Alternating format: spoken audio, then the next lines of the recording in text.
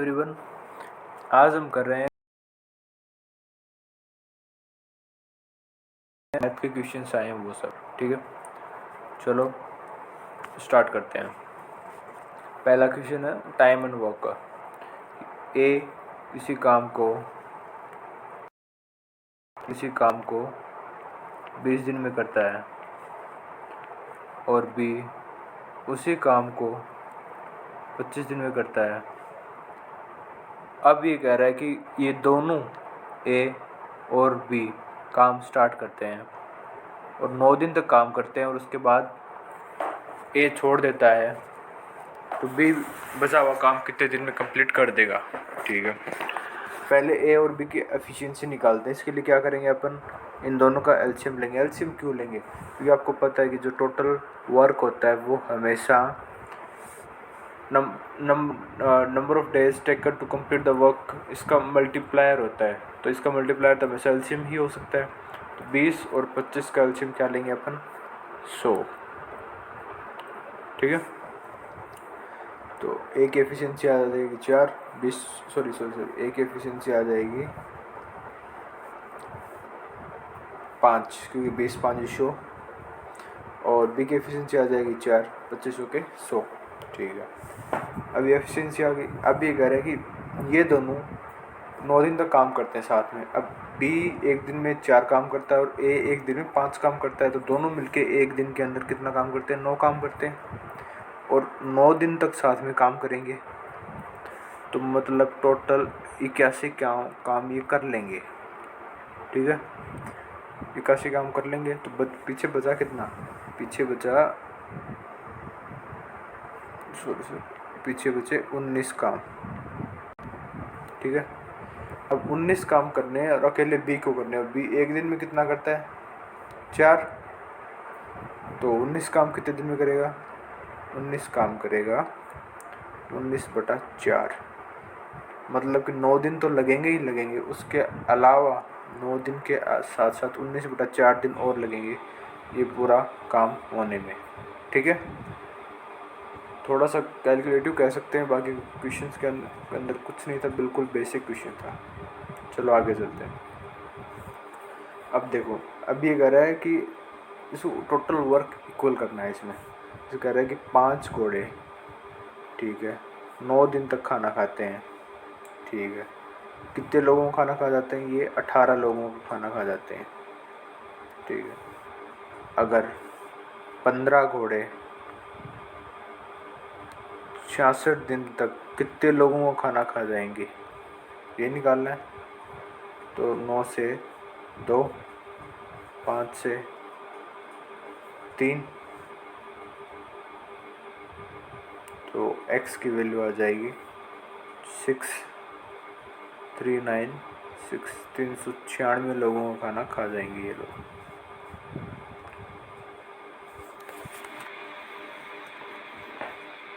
अपने वो प्रिंसिपल दे रखा है। प्रिंसिपल क्या दे रखा है? प्रिंसिपल दे रखा है 2 4 3 0। ठीक है, अब ये कह रहा है इस प्रिंसिपल पे, किस प्रिंसिपल पे? 2 4 3 0, 2430 रुपये पे 3 साल तक 2% की दर से कितना इंटरेस्ट कमाएगा, ये निकालना है। इजी है, डायरेक्ट सोल्व कर लेते हैं अपन। पहले इसको मल्टीप्लाई कर लेते हैं। 3 दूनी 6 और ये आ जाएगा 6 3 18। ओके, 6 2 24 और 1 25 2 और 14, नीचे 10 है तो ये पॉइंट 145.8 रुपये। इतना सिंपल इंटरेस्ट कमाएगा ये। कितने पे? 2430 रुपये पे। ठीक है, आगे चलते हैं। अब कह रहे कि 10 मैन जितना काम करते हैं उतना ही काम उतने ही दिन में 15 वुमेन करती हैं। तो मैन और वुमेन का रेशियो आ जाएगा ये 3:2, और ये ही इनकी क्या हो जाएगी? एफिशिएंसी। मैन की एफिशिएंसी 3 हो जाएगी और वुमेन की एफिशिएंसी 2 हो जाएगी। ठीक है, अब देखो कोई भी या मैन की या कह सकते हैं अपन वुमेन की एक की एफिशिएंसी लेके अपन क्या निकाल सकते हैं, टोटल वर्क निकाल सकते हैं। ठीक है, मान लो हमने मैन की टोटल एफिशिएंसी ले ली। ठीक है, मैन की ले ली एफिशिएंसी, तो अपन इससे इसका वर्क निकाल लेंगे। ये देखो 10 आदमी 10 दिन तक, और एक आदमी एक बार में कितना काम करता है, 3। ये टोटल काम आ गया। अब ये कह रहा है कि कितने दिन में, x दिन में 10 औरतें और 15 आदमी मिलके ये काम करेंगे। अब एक बात बताओ आप लोग, अपने पास वुमेन की एफिशिएंसी कितनी है? वुमेन की एफिशिएंसी अपने पास 2। ठीक है, और कितनी है?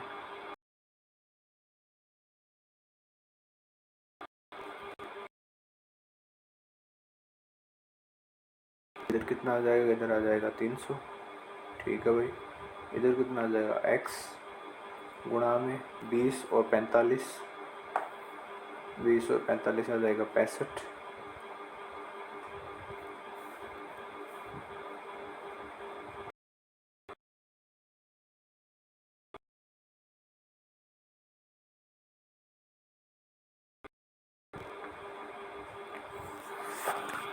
कि 10 वुमेन और 15 मैन मिलके इस काम को इतने दिन में कंप्लीट कर देंगे। ठीक है, इसमें अपने को डेटा थोड़ा गलत मिला हुआ लगता है, वरना ऐसे फ्रैक्शन में नहीं आता आंसर। ठीक है, एक इंटीजर आता। चलो आगे चलते हैं। अभी कह रहे हैं कि एक बस है, वो 60 किलोमीटर पर आवर की स्पीड से चलती है, अगर वो रुकती नहीं है तो कहीं पे भी स्टॉपेज पे। ठीक है, अगर वो रुकती है तो उसकी स्पीड है 50 किलोमीटर पर आवर। तो अभी पूछ रहा है वो कितनी देर स्टॉपेज पे रुकी होगी। अच्छा क्वेश्चन है। इसका देखो, एक तो डायरेक्ट तरीका होता है। ठीक है, डायरेक्ट तरीका क्या होता है, इन दोनों का डिफरेंस निकालो, कितना है 10। पुराने वाली स्पीड कितनी है 60, गुणा 60, ये मिनट के लिए करते थे, तो 60 से 60 कट गए, 10 मिनट का डिफरेंस है। ठीक है, एक तो देखो वो तो हो गई ट्रिक। अब हम इसको करते हैं दूसरे तरीके से, स्टैंडर्ड तरीके से। देखो, अगर स्टॉपेज नहीं होते तो ये पूरा 60 किलोमीटर ट्रैवल करती। अब स्टॉपेज थे तो उसी में टाइम में इसने सिर्फ 50 किलोमीटर ट्रैवल किया। ठीक है, 50 किया, ये 10 किलोमीटर नहीं किया। कर तो अभी भी उतना ही डिस्टेंस रही है, लेकिन अब केवल टाइम ज़्यादा लेगी। टाइम ज़्यादा क्यों लेगी, क्योंकि स्पीड तो अभी भी उसकी 60 किलोमीटर पर आवर, लेकिन वो अब केवल रुक रही है। तो रुक रही है तो इसलिए उसकी average speed 50 kilometre per hour हो जाती है। ठीक है, तो इस 10 किलोमीटर का फ़र्क आ रहा है। इस 10 किलोमीटर वो चलेगी तो वैसे भी 60 किलोमीटर पर आवर से ही। ठीक है, तो कितने का आ जाएगा, 1/6 आवर डिफरेंस आ जाएगा। 1/6 आवर को अपन मिनट में कन्वर्ट करेंगे तो ये 10 मिनट का आ जाएगा। इसीलिए मैंने इसको डायरेक्ट बताया था, इनका डिफरेंस निकालो जो कि 10 है, बटे 60 करो, गुणा 60 करो, यही इसका आंसर आता है डायरेक्ट। ठीक है, आगे चलते हैं। अब कह रहा what should be added to 2000 so that it becomes perfect square. ये कह रहा है कि 2000 के अंदर क्या ऐड करना चाहिए कि ये परफेक्ट स्क्वायर बन जाए। अब देखो, इसका स्टैंडर्ड तरीके से करोगे काफ़ी टाइम कंज्यूमिंग हो जाएगा, ना आपको समझ आ पाएगा। तो आपको डायरेक्ट तरीका बताता हूँ मैं। देखो, अपन 40 का स्क्वायर करते हैं, कितना आ जाता है, 40 का स्क्वायर आता है 1600। ठीक है, अपन 50 का स्क्वायर करते हैं, 50 का स्क्वायर आता है 2500। इससे क्या पता चलता है, इससे ये पता चलता है कि इन द मिड, इनके मिड में ही कहीं 2000 है। तो इनके किसी मिड वैल्यू जैसे 44, जैसे 45 और जैसे 46, उसके आस, ये 2000 के आसपास वाले स्क्वायर होंगे। ठीक है, ये बेसिक इससे आइडिया लग जाता अपने को। अब देखो, अब अपन करते हैं 45 का स्क्वायर। 45 का स्क्वायर भी ईजी है, तो अपन पता लगा सकते हैं कि इससे ऊपर होगा या इससे नीचे होगा। जब भी ऐसे 45 का स्क्वायर करना तो 5 का स्क्वायर 25 और 5 चौके 20, 2025। अब एक बात बताओ, 45 का स्क्वायर काफ़ी करीब आ रहा है, किसके करीब आ रहा है? 2000 के। अब 44 का स्क्वायर आप करके देख लो, अगर ये 2000 से नीचे आ रहा है तो अपने को फिर आंसर मिल जाएगा। इसका स्क्वायर करेंगे, 4 चौके 16, 4 चौके 16 17, सेम इधर ही रिपीट हो जाएगा। तो कितना आ जाएगा? ये 6, 3, 9 और 1, 1936, जो कि 2000 से कम है। मतलब ये तो आंसर हो नहीं सकता। और इसके बाद सीधा 45 का स्क्वायर अपन ने कर ही लिया है, तो अपन डायरेक्ट आंसर आ गया कि अगर हम 2000 के अंदर 25 ऐड कर देंगे तो ये 45 का स्क्वायर बन जाएगा। तो अपना आंसर क्या है? 25। ठीक है, ये अपना आंसर है।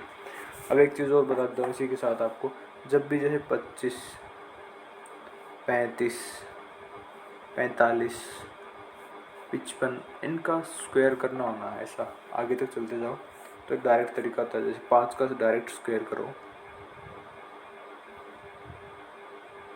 ठीक है, और इससे नेक्स्ट डिजिट क्या है? 3, 3 को इससे मल्टीप्लाई कर दो 6, ये इसका आंसर है। ऐसे 35 का करना हो तो 5 का डायरेक्ट स्क्वायर कर दो, इससे नेक्स्ट डिजिट क्या है? 3 से आगे 4, तो 4 थी 12 कर दो। सिमिलरली अपन 45 के साथ करेंगे 20 और 25। सिमिलरली 55 के साथ करेंगे 30 और 25। ठीक है, ये आप याद रख सकते हैं इजी कैलकुलेशन के लिए। आगे चलते हैं। अब देखो, अपने को निकालना है HCF, ठीक है, हाईएस्ट कॉमन फैक्टर। अब जब भी आपको पता है, मैंने बताया था, x बाई वाई की फॉर्म में कोई भी फ्रैक्शन दे रखा हो तो HCF पूछ रखा हो तो ऊपर वाले का क्या निकालेंगे? HCF, और नीचे वाले का क्या निकालेंगे? LCM। और अगर LCM पूछ रखा होता तो ऊपर वाले का क्या निकालते? LCM, और नीचे वाले का क्या निकालते? HCF। ठीक है, लेकिन अपने को HCF पूछ रखा है तो अपन क्या करेंगे? ऊपर वाले का HCF निकालेंगे, नीचे वाले का LCM। अब देखो, 15, 20 और 25 का HCF, इनका HCF आता है 5, सभी को पता है, कॉमन सी चीज़ है। अब 18, 14 और 16 का LCM और निकालो। अब इनका LCM निकालेंगे तो 16 गुना 7 गुना 9, ये क्या आ जाएगा? इसका LCM। डायरेक्ट रख दो इसको, ठीक है, ये इसका आंसर आ जाएगा। अब देखो, ऐसे क्वेश्चंस में अगर आप इसको मल्टीप्लाई करोगे 16, 7 और 9 को, तो काफ़ी लंबा हो जाएगा। तो इसमें आपको डायरेक्ट ऑप्शन चेक करने होते हैं, क्योंकि ऑप्शन में क्या मिलेगा कि कई ऑप्शन में ऊपर 5 ही नहीं मिलेगा। ठीक है, तो ये वाला ऑप्शन तो वैसे, वो ऑप्शन तो वैसे एलिमिनेट हो जाएंगे। फिर नीचे वाले में आप क्या करोगे? यूनिट डिजिट चेक करो। इसकी यूनिट डिजिट क्या है? जैसे 9, 7, 63, 3 और 6, 18, इनकी यूनिट डिजिट आ रही है 8। तो चेक करो कि नीचे डिनोमिनेटर में कौन से ऑप्शन में 8 आ रहा है यूनिट डिजिट, तो वही इसका आंसर हो जाएगा। ठीक है, आगे चलते हैं। अभी कह रहा है इफ़ एव आइटम बोट एट 55, 55 रुपये में कोई आइटम अपन ने खरीदा और उसको 57.5 रुपये में बेच दिया, प्रॉफिट क्या हुआ? प्रॉफिट हुआ अपने को 2.5 रुपये का प्रॉफिट हुआ। कितने पे हुआ? 55 पे हुआ। तो परसेंटेज ऑफ प्रॉफिट निकालते हैं। परसेंटेज ऑफ प्रॉफिट निकालेंगे तो ये इससे एलिमिनेट हो जाएगा। 5 से ये 5 आ जाएगा और ये 11 आ जाएगा। तो 50/11 परसेंटेज ऑफ प्रॉफिट आया है जो। ठीक है, आगे चलते हैं।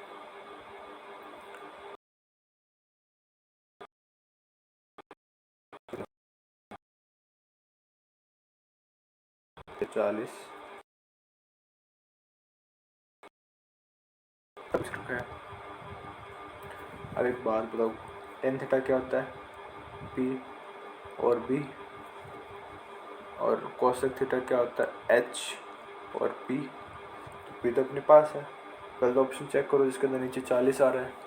अगर वही एक ऑप्शन है तो वही आंसर हो जाएगा डायरेक्ट, अगर नहीं है तो अपन एच भी निकालते हैं। एच कैसे निकालोगे, पी की स्क्वायर प्लस क्यू की स्क्वायर का रूट 40 की स्क्वायर आ जाता है 1600, ठीक है। 9 का स्क्वायर आ जाता है 81, ठीक है। तो 1681 इसका अपन एंड रूट करते हैं, तो 1681 का एंड रूट ये आ जाएगा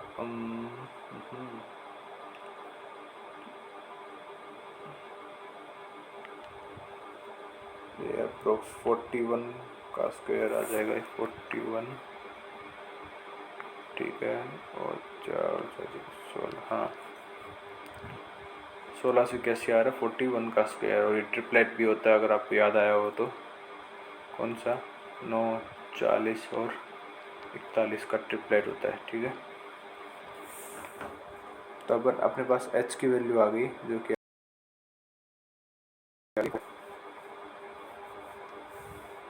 अब अपने पूछ क्या रखा था, अपने पूछ रखा कोसेक थीटा क्या आ जाएगा 41/40, ये अपना आंसर हो जाएगा। नेक्स्ट क्वेश्चन देखते हैं अब।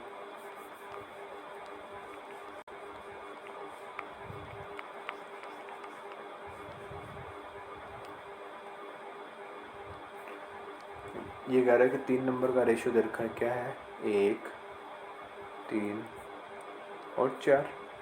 अब ये करें इनके स्क्वायर का सम, अगर इसको x से मल्टीप्लाई, इसको भी x से और इसको भी x से करेंगे तो क्या हो जाएगा 2106, तो ये क्या हो जाएगा x की स्क्वायर प्लस 9x की स्क्वायर प्लस 16x की स्क्वायर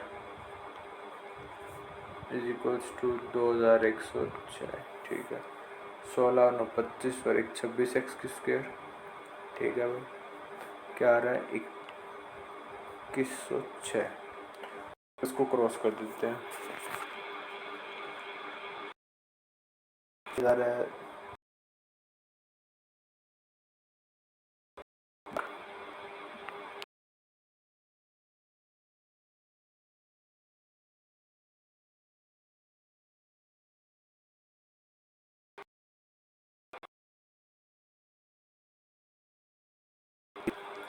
अब x की वैल्यू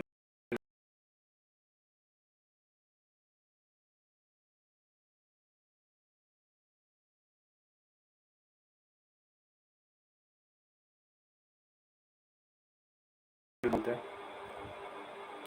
अगर a और b किसी काम को और b मिलकर किसी काम को 10 दिन में करते हैं और उनके एफिशिएंसीज का जो रेशियो है वो है 2 और 1, तो a अकेला किसी काम को कितने दिन में कर देगा। तो मान लेते हैं इसकी a की एफिशिएंसी 2 ही है और b की एफिशिएंसी 1 है, तो ये दोनों एक दिन के अंदर मिलकर काम करते हैं 3, तो ये 10 दिन के अंदर कितना काम कर देंगे, 10 दिन के अंदर टोटल काम कर देंगे 10 गुणा 3। अब a की एफिशिएंसी क्या है 2, ए ये काम टोटल कितने दिन में कर देगा 15। काफ़ी बेसिक सा क्वेश्चन था, टाइम और वर्क वाला, ठीक है।